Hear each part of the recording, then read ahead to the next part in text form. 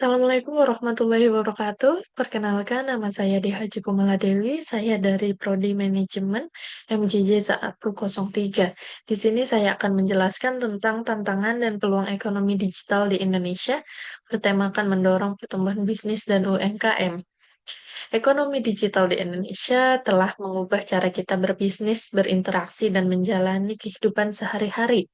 Di Indonesia, ekonomi digital berkembang pesat dan memiliki potensi besar untuk terus tumbuh. Beberapa faktor yang mendorong pertumbuhan ekonomi digital di Indonesia antara lain yang pertama, meningkatkan penetrasi internet dan penggunaan smartphone. Yang kedua, populasi Indonesia yang besar dan generasi muda yang melek teknologi. Ketiga, kehadiran e-commerce dan layanan digital lainnya. Sektor-sektor ini tidak hanya mempermudah masyarakat dalam beraktivitas, tetapi juga berkontribusi besar terhadap perekonomian negara. Meski demikian, ada beberapa tantangan yang perlu diatasi, seperti infrastruktur yang belum merata, kesenjangan keterampilan digital, dan keamanan cyber. Jika tantangan-tantangan ini dapat diatasi, ekonomi digital Indonesia dapat tumbuh lebih pesat dan memberikan kontribusi yang lebih besar terhadap PDB. Pertumbuhan ekonomi digital di Indonesia didukung oleh beberapa faktor kunci. Pertama, jumlah pengguna internet di Indonesia terus meningkat pesat. Menurut data APJ11 pada tahun 2023 mencapai 213 juta jiwa atau sekitar 77,2% dari total populasi.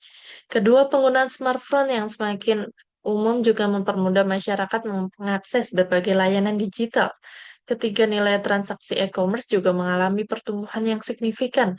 Berdasarkan data dari Bank Indonesia, pada tahun 2022 mencapai 526 triliun.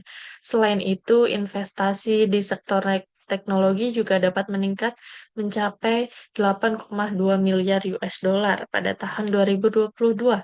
Data-data ini menunjukkan bahwa ekonomi digital Indonesia sedang dalam jalur pertumbuhan yang positif dan memiliki potensi besar untuk terus berkembang. Peluang ekonomi digital di Indonesia memiliki pasar digital yang besar, didorong oleh populasi muda yang aktif menggunakan teknologi. Generasi muda ini adaptif terhadap inovasi digital, menciptakan permintaan tinggi untuk layanan online. Penetrasi internet dan smartphone yang terus meningkatkan mempermudah akses ke layanan digital. Dengan penetrasi internet mencapai lebih dari 78%, mayoritas penduduk mengakses internet melalui ponsel, membuka peluang bagi aplikasi dan layanan berbasis mobile. Pemerintah mendukung ekonomi digital melalui kebijakan dan program seperti Making Indonesia. Upaya peningkatan infrastruktur digital dan literasi digital menciptakan lingkungan yang kondusif bagi pertumbuhan. Ekonomi digital memberikan UMKM peluang untuk memperluas besar melalui platform e-commerce dan media sosial. Fintech mempermudah akses pembiayaan, digitalisasi meningkatkan efisiensi dan daya saing UMKM. Tantangan ekonomi digital di Indonesia yaitu kesenjangan infrastruktur digital antar daerah, yang kedua rendahnya literasi digital masyarakat, ketiga ancaman keamanan cyber dan perlindungan data pribadi, yang keempat ada ketersediaan sumber daya manusia SDM yang kompeten. Dampak e-commerce terhadap bisnis dan UMKM. Satu, kemudahan akses pasar dan peningkatan penjualan. E-commerce memungkinkan UMKM untuk menjangkau pasar yang lebih luas dengan akses 24 jam ke konsumen. Menurut data, 70% UMKM yang beralih ke e-commerce melaporkan peningkatan penjualan hingga 30%. Yang kedua, ada efisiensi biaya operasional dan pemasaran. Penggunaan platform digital mengurangi biaya sewa dan tenaga kerja. Riset menunjukkan bahwa UMKM dapat menghemat hingga 40% biaya pemasaran dengan pemanfaatan media sosial dan iklan online. Yang ketiga, ada peningkatan daya saing produk dan layanan. E-commerce mendorong inovasi dan peningkatan kualitas produk. Sekitar 60% UMKM yang beradaptasi dalam e-commerce melaporkan peningkatan daya saing bertambah berkat umpan baik langsung dari konsumen. Keempat, ada perubahan perilaku konsumen. Konsumen kini lebih memilih belanja online karena kenyamanan dan variasi produk. Data menunjukkan bahwa 80% konsumen lebih cenderung membeli dari UMKM yang memiliki kehadiran online yang kuat. Dampak vintage terhadap bisnis dan UMKM. Vintage telah membawa dampak signifikan bagi usaha mikro, kecil, dan menengah UMKM di Indonesia, terutama dalam hal akses pembiayaan. Dengan kemudahan yang ditawarkan oleh platform vintage, sekitar 60% UMKM melaporkan bahwa mereka dapat memperoleh modal usaha dengan lebih cepat, seringkali dalam waktu kurang 24 jam. Hal ini sangat membantu UMKM yang sebelumnya kesulitan mendapat pinjaman dari bank tradisional. Selain itu, vintage juga berkontribusi pada peningkatan inklusi keuangan. Pena- Peran ekonomi digital dalam transformasi bisnis. Transformasi model bisnis tradisional ke digital, ada pemanfaatan teknologi big data, AI, dan cloud computing, pembangunan produk dan layanan digital inovatif, peningkatan pengalaman pelanggan melalui platform digital. Studi kasus, di sini saya mengambil contoh Gojek atau Goto. Gojek yang kini dikenal sebagai Goto setelah merger dengan Tokopedia merupakan salah satu sumber app terbuka di Indonesia. Didirikan pada tahun 2010, Gojek awalnya berfokus pada layanan transformasi, transportasi ojek online, dan telah berkembang menjadi platform yang menawarkan berbagai layanan, termasuk perantara makanan, belanja, pembayaran digital.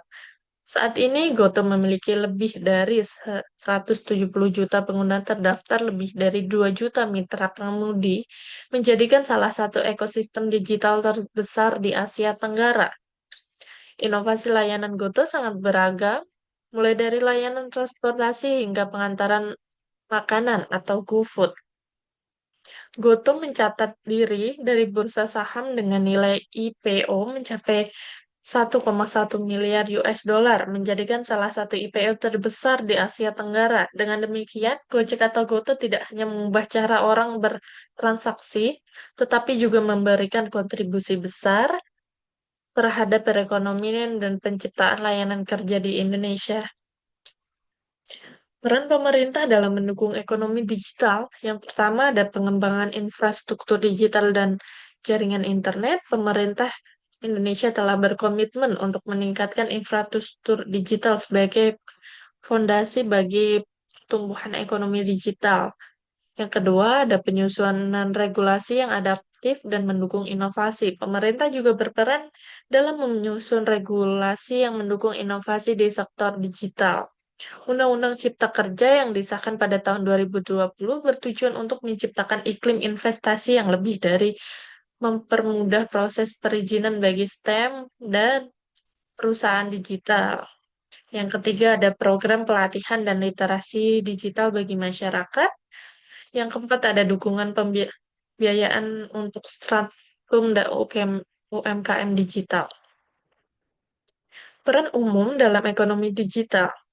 Usaha mikro kecil dan menengah atau UMKM di Indonesia semakin beradaptasi dengan platform e-commerce dan vintage untuk meningkatkan akses pasar dan pembiayaan. Menurut data dari Kementerian Koperasi dan UMKM, sekitar 60% UMKM telah memanfaatkan e-commerce untuk menjual produk mereka secara online.